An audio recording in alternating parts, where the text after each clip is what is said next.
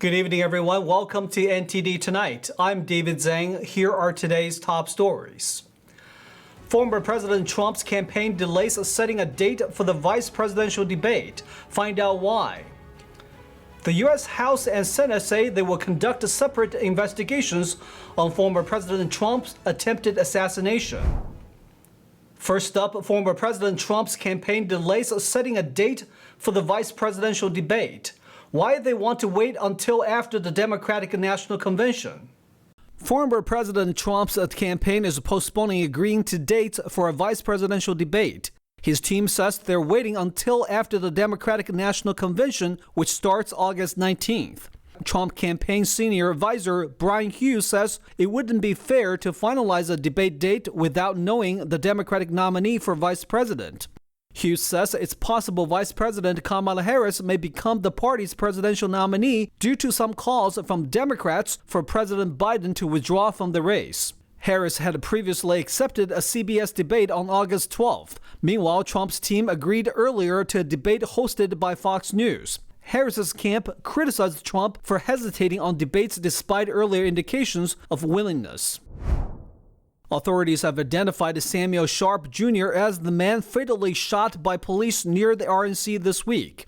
Milwaukee Mayor Cavalier Johnson says the shooting of the armed man appears to be justified. Here's Mayor Johnson on the shooting. I understand where some of the anger has come from because they were not local police officers. But in my conversations with officers, including local police officers, any officer in that same situation where they witness somebody who's going to cause death or serious bodily harm to somebody with a gun, or in this case with a knife, not just one knife but two knives, would have taken the exact same action to preserve life. And then proceeded to yell out to that individual to drop the knives, because he was confronting another person on the street. Officers then rushed towards that individual, continuing to say, drop the knife, don't engage, essentially. And he disobeyed the officer's commands and then proceeded to lunge at the individual with two knives. Ohio police officers were in Milwaukee to help out with security. They shot Sharp on Tuesday. It happened just blocks away from the Republican National Convention on the outer security perimeter. Authorities released the video from the body camera of one officer involved. The American Civil Liberties Union of Wisconsin called for a full and transparent investigation into the shooting. President Biden is recovering at home in Delaware after catching COVID. He left Las Vegas after his diagnosis, telling reporters at the airport that he was feeling well. Mr. President, how do you feel? How do you feel? The White House announced the positive test for President Biden after he canceled a speech to a Latino civil rights group due to the diagnosis. He shared his deep disappointment at not being able to join us this afternoon. My first thought was that I really respected the fact that he followed the same advice that he gave Americans at the height of the pandemic to isolate and not risk anybody else becoming infected with COVID. So a lot of respect for him for that. I do not think he should step aside. We were really excited to see him, but I don't think it really speaks to his commitment or anything like that. Sounds like he's just affected by things that we're all dealing with, so I don't think that in itself is a sign that he should step down. His health is of utmost importance, and of course we wish him well. As far as stepping aside, I think that is something that he has to make a decision on his own with his family, and obviously he cares for this country and he has proven it over his 50+ years of public service. So I know that he will make the right decision, and whatever that decision is, we, the Latino population, will support him.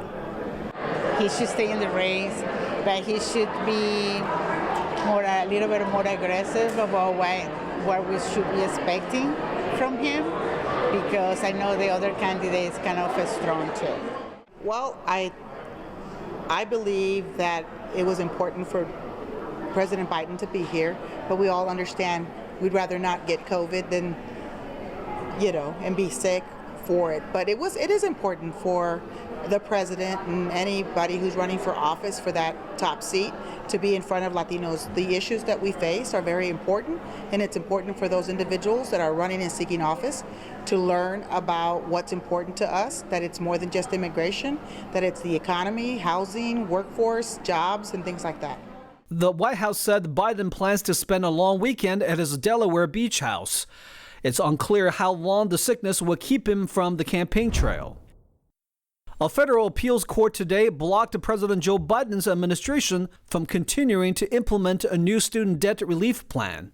The plan would have lowered monthly payments for millions of Americans, impacting around 35,000 public sector workers, including teachers, nurses, and firefighters. The 8th U.S. Circuit Court of Appeals granted a request by 7 Republican-led states to put a hold on parts of the U.S. Department of Education's student debt relief plan. To date, Biden has canceled more than $168 billion of federal student loan debt for nearly 4.8 million Americans. The announcement comes as the Biden administration fights legal challenges to a separate student loan repayment plan it launched last year. The Supreme Court is expected to decide soon whether to block part of the plan while the matter is fully litigated. Former President Trump spoke tonight at the Republican National Convention. His running mate, J.D. Vance, addressed the audience last night. NTD's Daniel Monahan has takeaways from the event. Let's take a look. Ohio Senator J.D. Vance used his Wednesday night address to share the story of his hardscrabble upbringing. Vance made the case that the Republican Party best understands the challenges facing struggling Americans. I will give you everything I have to serve you and to make this country a place where every dream you have for yourself, your family, and your country will be possible once again. Vance called on people to watch the video of the attempted assassination of former President Trump. And what did he call us to do for our country? To fight for America. Even in his most perilous moment, we were on his mind. The Ohio senator said Trump was one of the most successful businessmen in the world prior to running for president. And yet, instead of choosing the easy path, he chose to endure abuse, slander, and persecution. And he did it because he loves this country. Donald Trump Jr. says Vance is going to make one heck of a vice president. Look at me and my friend J.D. Vance, a kid from Appalachia and a kid from Trump Tower in Manhattan. We grew up worlds apart, yet now we're both fighting side by side to save the country we love. In an emotional moment, Trump Jr. spoke of the tragic loss of life of heroic former fire chief Corey Comparator during the assassination attempt on his father. The crowd chanted his name in unison. The parents of Hamas terror group hostage Omer Nutra appealed for their son's safe return. Say it with us. Bring them home. Bring them home. Bring them home. Thank you, everybody. God bless Israel and God bless America. Republican National Convention culminates Thursday, with former President Donald Trump expected to accept the party's presidential nomination. This marks a comeback for Trump 4 years in the making and made more dramatic by last Saturday's assassination attempt. Daniel Monahan, NTD News. The House and Senate will conduct separate investigations on former President Trump's attempted assassination. Our Washington correspondent Luis Martinez has more on the story. House Republicans have already announced 2 separate investigations, and Speaker of the House Mike Johnson is forming a bipartisan task force to look into former President Donald Trump's attempted assassination. The House is conducting an immediate and thorough investigation of these tragic events, and that work has already begun. The American people deserve to know the truth. Chairman of the House Oversight Committee James Comer subpoenaed U.S. Secret Service Director Kimberly Cheadle to testify on a hearing to be held on Monday, July 22nd.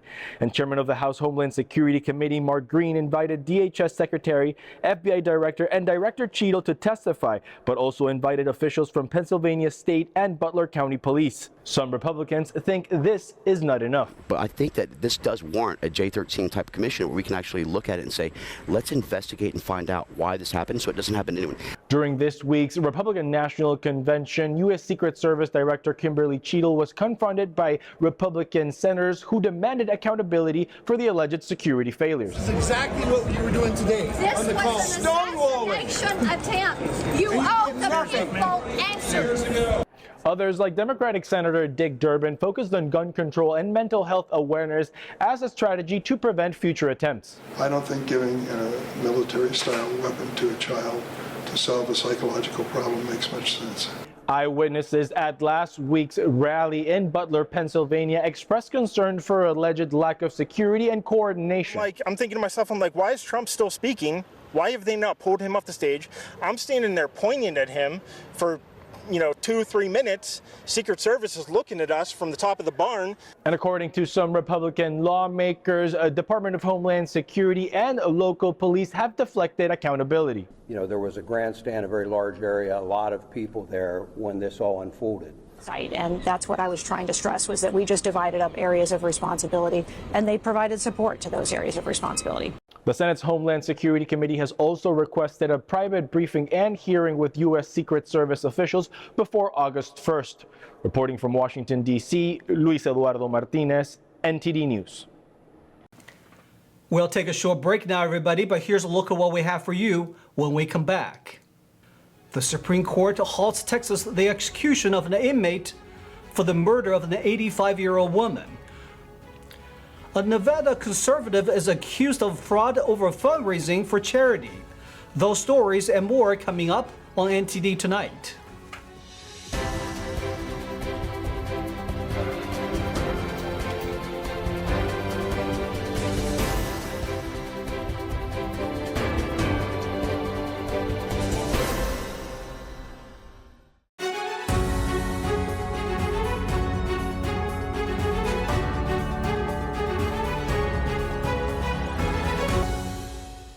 Welcome back to NTD Tonight. I'm your host, David Zhang. The Supreme Court granted a state of execution for a Texas man just 20 minutes before he was scheduled to face a lethal injection. NTD's Christina Corona tells us more. Ruben Gutierrez, 47, has long maintained that DNA testing would help prove he wasn't responsible for the fatal stabbing of an 85-year-old woman during a home robbery in 1998. The Supreme Court issued the definite stay shortly before Gutierrez was to be executed in Huntsville, Texas. Historically, this has been rare. Recently, it has been rare. It's very unusual. Gutierrez was convicted for the 1998 murder of Escolastica Harrison in Brownsville, Texas. Prosecutors claimed her death was tied to an attempted theft of over $600,000 she kept at home due to mistrust of banks. However, Gutierrez has pursued DNA testing to support his assertion of innocence in her death. His legal team says that no physical or forensic evidence links him to the crime, while 2 additional individuals were also implicated in the incident. In Mr. Gutierrez's case, he had litigation pending in the courts, trying very hard to test the DNA that will either confirm his guilt or prove his innocence. And the state of Texas chose to set an execution date in the middle of that litigation. She emphasizes the importance of thorough review in death penalty cases, stressing the need to carefully consider every valid claim to avoid unjustly executing innocent individuals. I don't think anybody can argue with a straight face that repeatedly coming within hours of execution is not a form of torture. There will be lasting psychological, emotional, and physical effects for Mr. Gutierrez, but also on his lawyers, the prison staff, the victims' families, and many others. The Supreme Court's brief order stated that the stay of execution would continue while the justices consider whether to review his appeal. Should the court reject the appeal, the stay of execution would be lifted automatically. Christina Corona, NTD News.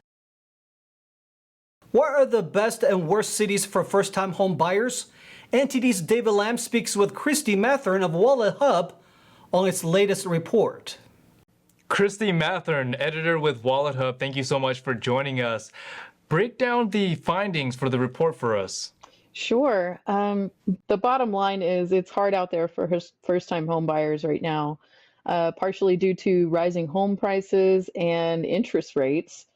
Only 32% of the market last year consisted of first-time home buyers, which is a drop from the historical average of 40%, which I believe is pretty significant. The study compared 300 cities across 22 indicators of market attractiveness, affordability, and quality of life. And the top cities for the first-time home buyers in 2024 included Palm Bay, Florida, Cape Coral, Florida, and Port St. Lucie, Florida. The worst cities were Anchorage, Alaska, Santa Monica, California, and Berkeley, California.